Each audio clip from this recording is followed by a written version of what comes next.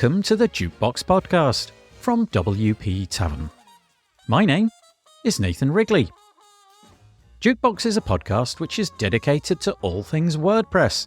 The people, the events, the plugins, the blocks, the themes, and in this case, how we can promote diversity, equity, inclusion, and belonging in the WordPress project and community.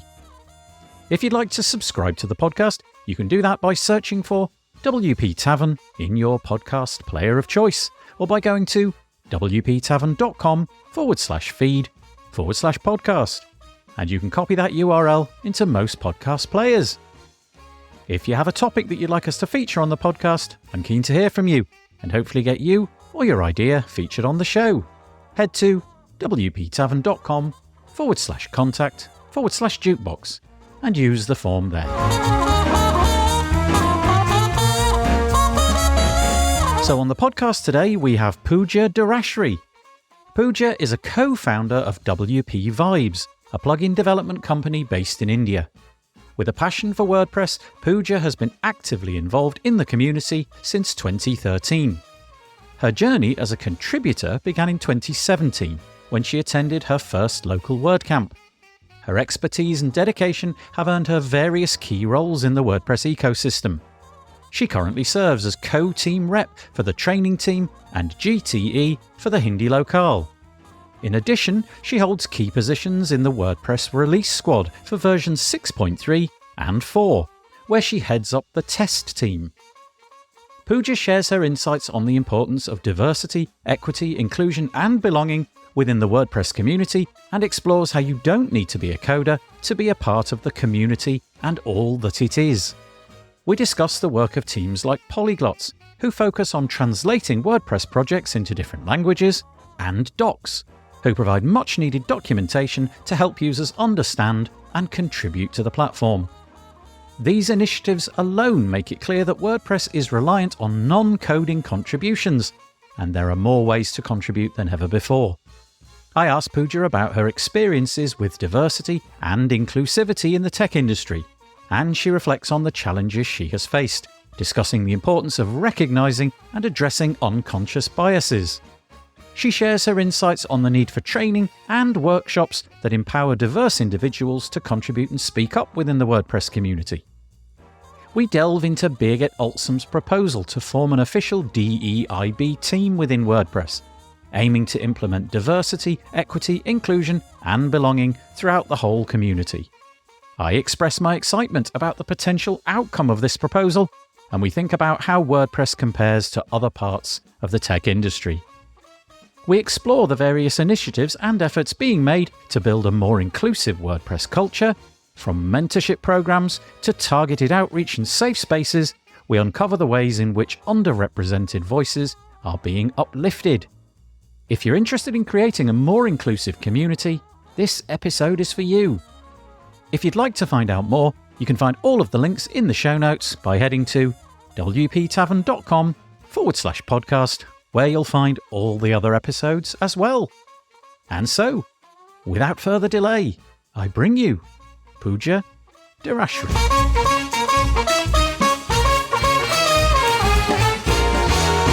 I am joined on the podcast today by Pooja Derashri. Hello, Pooja.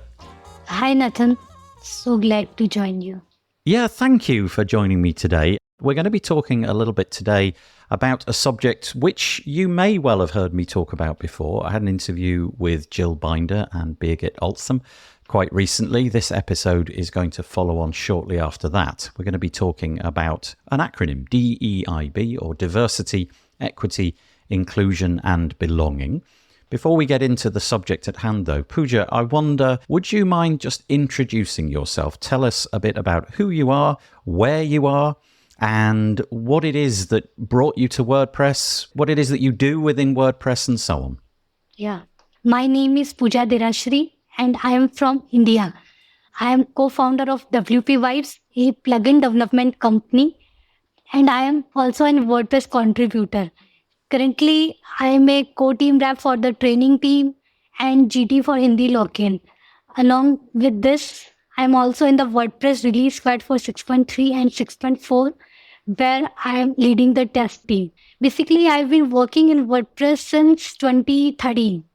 But my contribution journey started in 2017 when I first time introduced to WordPress community in one of the local WordCamp. That's an amazing story. You've got a lot of past and heritage and interest in the community. I'm guessing if you are part of the WordPress community and you've been part of the release squad, and it sounds like you are attending events and things like that as well, you've got a real interest in the community being diverse, equitable, inclusive, and the last word in the acronym, belonging. Do you want to just tell us a little bit about how you came to be interested in this subject? Obviously, if you've got a plugin development company, one might expect that all of your endeavors would be towards coding and plugins and documentation and all of those kind of things, but clearly not. You've got an interest in all of these things. Tell us why it is that you've found this to be important. Yes, basically, I have a short story to tell about. In my region where I am belonging, there is a conception that women are not good for tech jobs and women can't do coding. In my first job, there were a member of 10 to 12 in my company. They have a stereotype thinking that women are not for the tech jobs. Women are not good for tech jobs. And at that time, I feel like I'm an outsider and I'm not good for that. In that company, they were not giving me challenging tasks and they are just giving me a simple, easy task. So I was thinking like what I'm doing here. Then soon I realized I switched from that company in just 2 months. Then I joined a different company, which is far better than that company. And there I got respected. I welcomed. They give me equal chances to work. They give me equal opportunities to work on coding. That was a quite nice experience. If I was not being treated unfairly, then I was never know about how that feeling was. When I got that feeling, then I searched about and heard in a workshop what is GIB and why it matters. And I just connected the dots like I similarly faced that issue in my first job and I should do something about it. So, in my opinion, diversity is all about making sure that everyone feels welcome, respected, and treated fairly no matter who they are. Thank you. That's a really interesting story that you've got there. I wonder if we might just delve into that a little bit more deeply. You obviously had two fairly different experiences there. One which was fairly negative and you wished to separate yourself from that company and go and work at a different company. And it sounds like that was a much better experience. You're obviously coming out of India on this call today. Do you feel that this is a problem which is systemic where you live? Do you, in other words, feel that this bias, for want of a better word, this lack of diversity and equity and inclusion is something which is endemic where you live? So what I'm really asking is, do you think that there's a problem in your part of the world that maybe isn't quite so pronounced in other parts of the world? Yeah, actually, I came from a rural background where people have certain fixed mindset and they are being biased in some situations. So, yeah, we can say that they are not treated. They are thinking like this tech world is only for male or something like that, particularly in my region. I'm not talking about whole India. We have some better mindset and better conception in other part of India. But in my region, in my small city, that is the very unfair or we can say biased conception or misconception. Thank you for that. I wonder if there's legislation in place in your part of the world to tackle this kind of thing. And whether or not there's legislation doesn't, of course, mean that it does not happen. I think the same would be true in other parts of the world as well. Simply because there are laws to prevent this kind of thing doesn't mean that those laws are obeyed. So quick question around that. We'll go off piece for a moment. In the part of the world where you are, is there laws around this kind of thing, around discrimination and inclusion? In other words, from a legal point of view, is this not tolerated? Yes, we have a very tough law on these things, but we can't change any person's conception. But I was lucky enough that my parents was not thinking that if a female can do that. They gave us a equal rights for my in-laws. They gave me the equal opportunities and encourage me, motivate me always to do whatever I want to do. So it's about the few people in my first company. They had that mindset, but not every people is going with the same mindset. I have a follow-up question, and it's about the place where you described first, the job where that organization wasn't particularly diverse, and they certainly don't sound like they were particularly inclusive. Was there any part of you that felt like throwing in the towel? And what I mean by that is just thinking, okay, this is what tech is like. I'm just going to change industry altogether. Now, it sounds like you have got a background where you described your parents, making sure that everything was equal for you. But despite that, did you at any point think, well, if this is what the tech industry is going to be like, I'm not going to be a part of it? And I wonder really if that's the root of the problem here, in that we're trying to get it to the point where no person, no matter what their background is, no matter what their ethnicity is or religion or whatever it may be, where they feel that they can't be part of the industry because they're getting signals from their employers and the industry more broadly that they don't belong. So yeah, the question basically is, did you ever feel like, okay, I shan't be part of tech if this is what it's going to be like? No, I never thought that. I was always encouraged by my close circle that you should do whatever you want, despite what other people think. You should face that problem and overcome from that.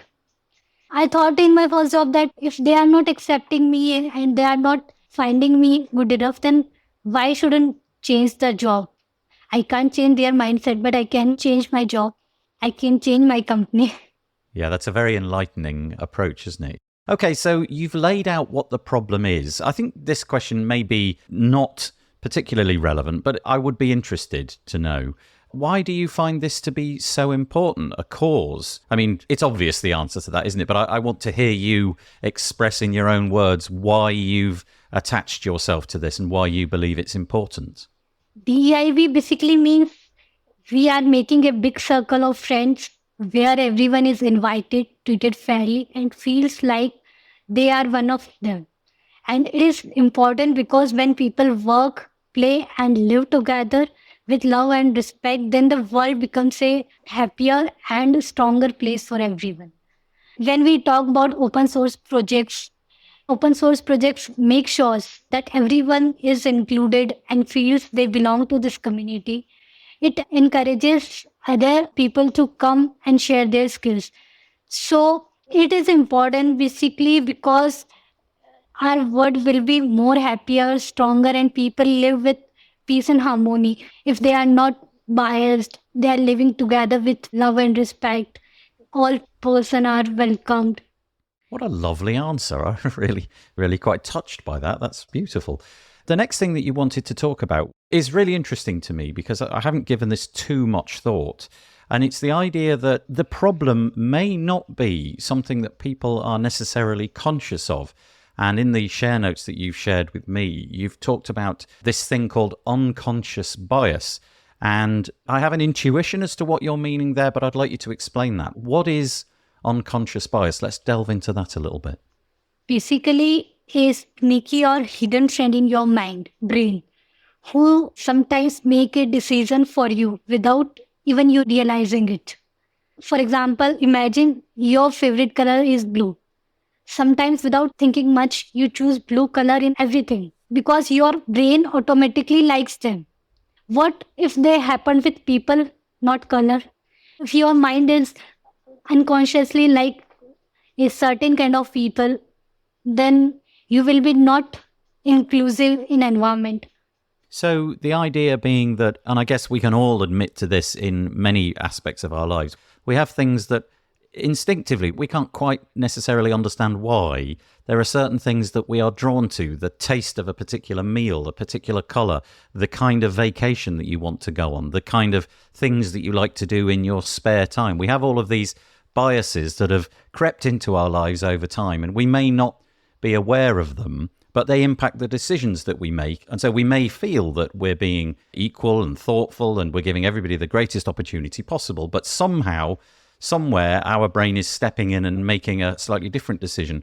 So if that's the case, how do you spot your unconscious bias? Because by definition, it's unconscious. You're unaware that it's happening, but clearly there must be a way of short-circuiting that problem and figuring out, okay, take a step back, have a think about that. Was that the right decision? What's the conversation that you need to have with yourself or your colleagues or whatever it may be? Yeah. When you or your colleague indicate that you are facing unconscious bias to someone, for example, I will explain this with a code contributor example. Like imagine two programmers submitting code changes to a project. One programmer is well known to the community and other is new and less known and less famous. Due to our unconscious bias, the community might pay more attention to the code changes from the well-known programmer, assuming that they are of higher quality. But it is not like that. Newcomer can be a good coder and he might submitted a nice or similar coding. This can lead to the new programmer's contribution being overlooked or undervalued. If we are doing this kind of bias, then we are not doing intentionally. This is something unconsciously we are doing. If we say about an open source, so when someone indicate this to us, first we should accept that we are becoming a biased person for some particular coder or some particular person. Then we should self-realize that how we can give both of them a fair chance by looking into their code or by giving them a fair opportunities. It's very difficult, isn't it, to be as reflective as that? So I would imagine that in almost any unconscious bias that you may have, be it towards code or, the kind of food that you like, there is something very deep in that. And so when somebody points it out that you have a bias, sometimes the shutters go up, if you like, and you feel that that's I guess you could describe it as a personal attack. You've been biased there. You've clearly exhibited some bias.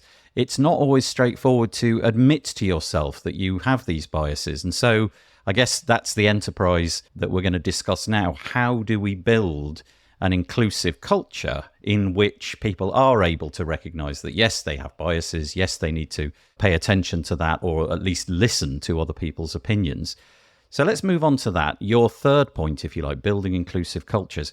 Before we get into the meat and the bones of that, I'd like to ask what you think broadly about how WordPress as a community is doing with all of this, because it feels like at the moment, this is a particularly hot topic, for want of a better word. It feels like it's getting lots of coverage, lots of endeavors are being made. I'm not making the claim that everything is perfect, but it feels like this is a conversation which is becoming increasingly normal. We're constantly being told about this and we're constantly alert and aware of this.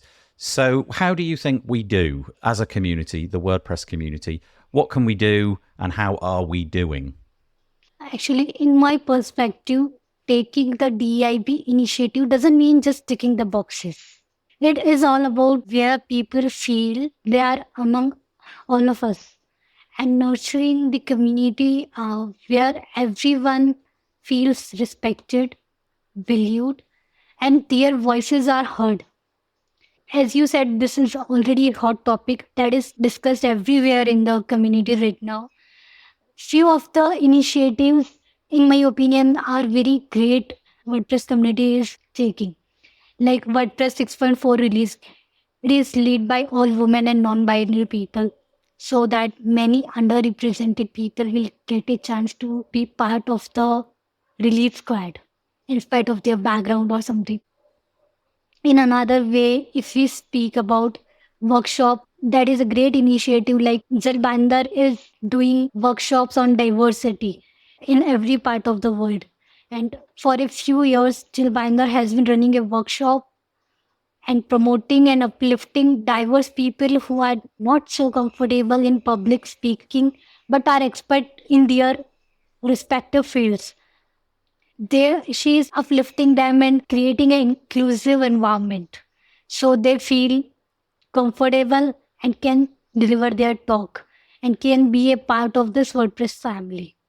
And one of the great example, great initiative taken by Birgit Olzam she submitted a proposal for forming an official Make WordPress DIB team so that DIB can be implemented in every aspect of WordPress with every WordPress Make team and can align with other Make teams. This will be discussed in the community summit. I guess today this is going to be discussed. I must say I'm really excited what happened and what the outcome and decision was made on this topic. And I would be really happy if this team will be in existence. And if you heard about month ago, there was a mentorship program initiated by Hari Shankar. Initiative taken by Hari Shankar started a project called Mentorship Program, Contributor Mentorship Program. In this, a dedicated mentor is assigned to a mentee, or what we say new contributor, who wants to contribute to WordPress but doesn't know how to contribute, how to start. So the mentor can guide them and help them to onboard as a contributor. Basically, they are creating a path for them to feel inclusive in this environment and get settled as soon as they join. They feel belonging. They have a sense of belonging in this WordPress community as soon as they join. So it was great. I must say it was a pilot project, but it was a great success. So many contributors are now regularly contributing to the WordPress projects and bringing their fresh ideas and innovation to that. So these are few example or initiatives community is taking now. How do you feel then about how the WordPress community is doing? I should add that I will link in the show notes to the Make WordPress.org piece, which is talking about the establishment of a diversity, equity, inclusion, and belonging team.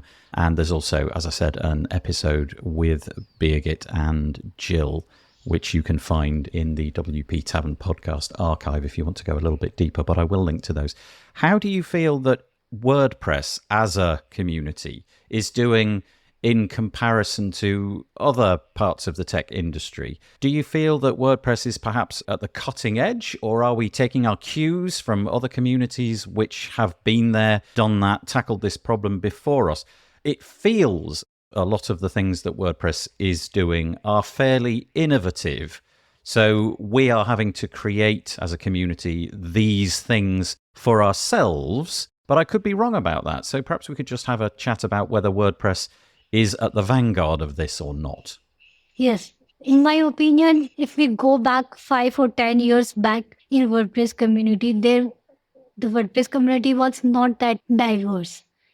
But in past few years, the community is taking diversity very seriously and taking a great initiative. So every person all across the globe can share their feelings or share their ideas, and they are implemented. I'm taking one of my example.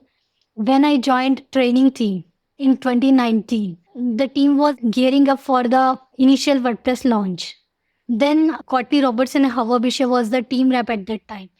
And I was like, I was having a coding background, doesn't know about how content works and how I can contribute and help in that. They helped me in lot in onboarding to the training team, and they helped me to learn the process. And soon after I was got involved and learned WordPress launched. After that, we worked hard on the training team to make it as diverse across the globe. That time, from basically a pack reason, there was not much contribution. So we created an inclusive environment in team. Everyone can come and ask everything. We were available. We all were from different part of the world. So we can say we were available 24 hours at that time. We were trying to best to treat everyone equally, no matter from where they are. And that time I started a pack meetings to boost the contribution in this region. We run some workshops to explain what training team and what it does. I understand the true meaning of how a diverse team can work together to raise awareness and bringing all other members on board and then they can become a part of regular contribution. Yeah, thank you. The fifth part that I've got written down here in our shared show notes is your desire to make sure that underrepresented voices are empowered. And I wonder if you could expand on that a little bit. What was it that you were meaning there? Who are you meaning by underrepresented? What are the things that need to be done in order to empower those voices? So it depends. If we talk about the tech world, basically in programming field, there are more male coders involved in comparison. Not I'm saying like all programmers are male, but in comparison to that, there are more male representatives are there. The lack of representation can be based on various factors, just like gender, race, ethnicity, age, geographic location. There can be a more diverse perspective and less inclusive community that can be underrepresented. Few examples like women, minorities, people of color, non-English speakers, developing countries, accessibility advocates. One more example can be non-technical roles, LGBTQ plus individuals. It's important to address the underrepresented of these groups to ensure that the WordPress community is diverse, inclusive, and welcoming to everyone, no matter who they are and what background they came. As a community, our efforts to promote diversity and inclusion can include targeted outreach like some mentorship program, creating safe space, providing them resources if they want. Your question was how we can empower the underrepresented voices. Is crucial for creating a more diverse and inclusive environment in community or in an organization or in industries, including open source or WordPress community. We can amplify their achievements like recognizing and highlighting their contributions and provide them equal opportunities and their voices are heard in bigger roles. We can provide diverse leadership. We can create a safe space for them so they feel comfortable in speaking or in putting their skills in front of everyone. Basically, a long term commitment. Empowering underrepresented voices is an ongoing effort. It requires consistent dedication and a commitment to sustainable change. I'm curious, in your last little portion there, you mentioned quite a few different things. When I hear conversations around diversity and inclusion and DEIB in general, there are certain topics which come into my mind, and it might be things in the community which I've heard of recently. So I don't know, it might be that there's equal representation at WordPress events, that we make sure that the speaker lineup is diverse. But curious there that you listed out quite a few other things as well. So for example, just geographical, the spread of where you are on the planet. You need to think perhaps differently depending on where you're based, and the metrics by which you would measure how you're doing in this sphere may be different in, for example, India than it would be where I am in the UK. So it doesn't feel like there's one size fits all. There's no standard operating procedure for making sure this is all done correctly. Different parts of the world may be on a different journey and have a different trajectory and have different things that they need to focus on. Would you say that's true? Yes, different part of country may have different perception regarding diversity. I agree with your point that our WordPress related events are focusing on diverse speaker lineup. If we check our WordCamp US speaker lineup, that is much diverse. And similarly in WordCamp Asia, where I was part of speaker organizing teams, we put our full efforts in creating a diverse speaker lineup. So yeah, I completely agree with your point. We might have different perception, we might have different graphical location. There is a different means of diversity. Now, inevitably, when this kind of conversation comes around, there are always people in the community who have a very different opinion, and they have the opinion that, well, really, I'm only here for the code. I want to be able to download the WordPress code base. I want to be able to use WordPress. I want to make it the foundation of my business and so on and so forth. And they push back and they say, look, conversations like this, they're not relevant. It's code. That's all it is to me. What do you say to them? Clearly, you would have a different opinion, but how do we get those people interested and make it so that they feel that this is important? Because I feel that there's quite a few members of the community who just say, oh, can we just concentrate on the code? We don't need to be worried too much about all these other tangential things. If we talk about specifically WordPress, there is nothing we can only do with code.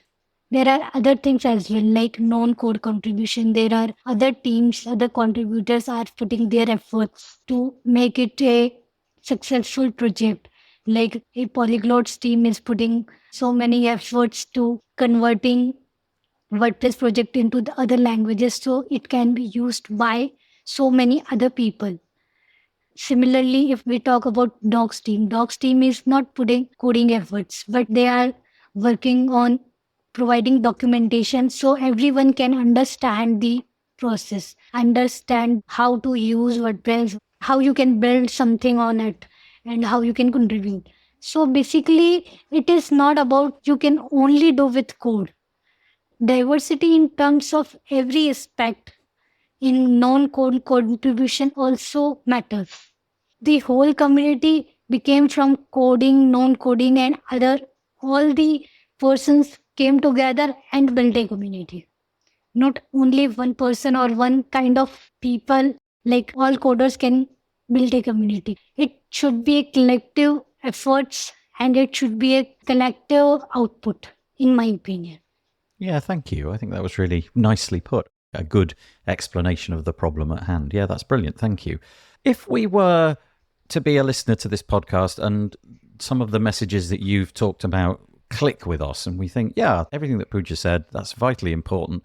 I'm not involved in it yet. I'd like to be more involved with it. I wonder if you could give us some pointers as to how you might get involved. Perhaps you could tell us about places that we could go. I can link to anything that you mention in the show notes, so they'll all be in there. But also, maybe you could highlight some of the people who are doing good work in this area. So there's obviously, you yourself, but you mentioned Birgit Altsam, and you've also mentioned Jill Binder. There's a couple of other voices. But maybe there's some other literature that you can point us in the direction of, some websites, some project or endeavor that WordPress itself is doing so that we can dig into this a little bit more. Yes, I would like to mention the mentorship program led by Hari Shankar. More contributors from diverse community come and join the WordPress project. It is nice initiative in my opinion. The WordPress 6.0 release, they can join the WordPress 6.0 release Slack channel and people will go through the process, how release works and how, if they want to be a part of core, there is not only they can part of core by just coding. There are so many other areas like testing, like documentation, marketing, content training team. There are so many other teams they can also join.